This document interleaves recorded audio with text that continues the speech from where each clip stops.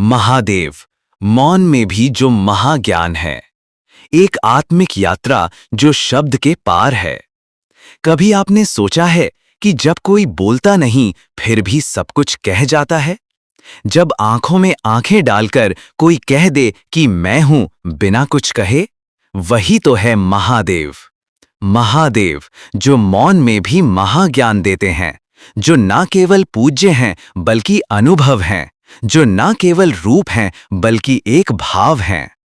हर मनुष्य का जीवन संघर्ष से भरा होता है, कभी मोह, कभी लोभ, कभी अहंकार, कभी अकेलापन। और जब मन थक जाता है तो कोई एक होता है जो चुपचाप पास आ जाता है। ना आवाज होती है, ना रोशनी, सिर्फ एक आत्मा से आत्मा का मिलन। वही तो है शिवा।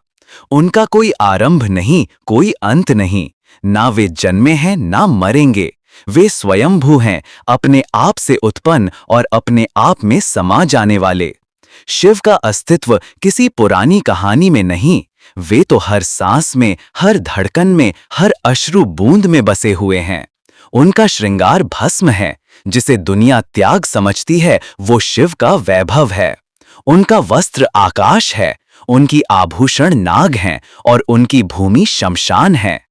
जब सब उनसे दूर भागते हैं तब वो वहां जाते हैं जहां लोगों का डर सबसे ज्यादा होता है। शिव का सारा जीवन एक सीख है, जो दिख रहा है उससे ऊपर उठ जाओ, जो छूट रहा है उसे पकड़ने की चेष्टा मत करो, जो है उसमें समा जाओ। त्रिलोक, शिव और शक्ति, एक अद्वैत मिलन। महादेव का अस्तित्व अधूरा होता अगर शक्ति ना होती। उनका अर्धनारीश्वर रूप एक दिव्य ज्ञान का प्रतिबिंब है। ये सिखाता है कि पुरुष और नारी एक दूसरे के विरोधी नहीं, बल्कि पूर्णता के दो पहलू हैं। एक बिना दूसरे के अधूरा है। शिव ने जब पार्वती का सम्मान किया तब पुरुष और स्त्री के सम्मान में एक नई रेखा खींची गई। उन्होंने कहा, ओम, नारी कमजोर नहीं, शक्ति है।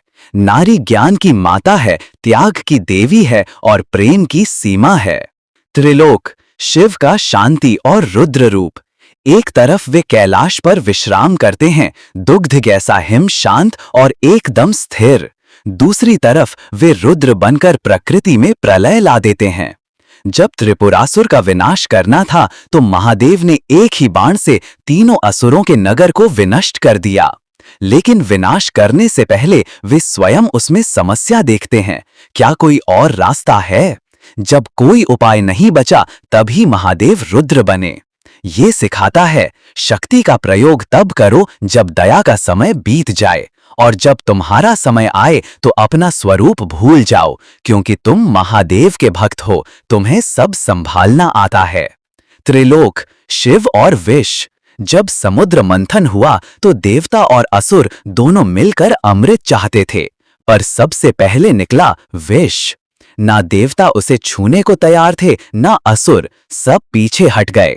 तब एक ही व्यक्ति आगे आया, शिव। उन्होंने उस विष को गले में स्थापित किया और बन गए नीलकंठ।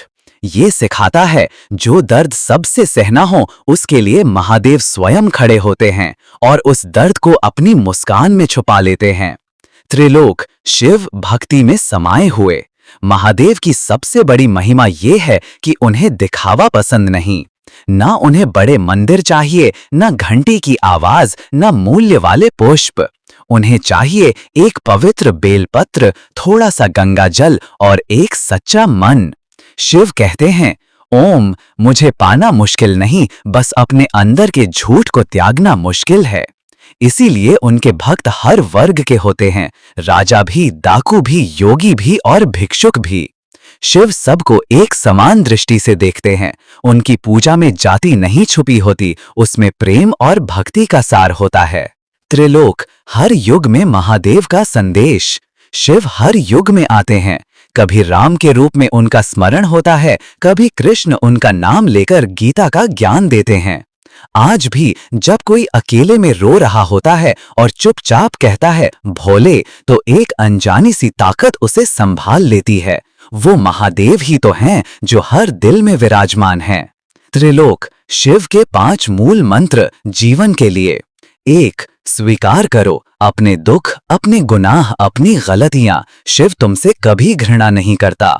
2. त्याग करो, जो तुम्हें रोक रहा है उसे छोड़ दो, शिव तब मिलते हैं जब तुम खाली होते हो। 3. प्रेम करो, ना जाति देखो ना रूप, शिव के भक्त वो हैं जो आत्मा से प्रेम करते हैं। 4. मौन में साधना करो, जब तुम चुप हो जाते हो तब शिव बोलते हैं।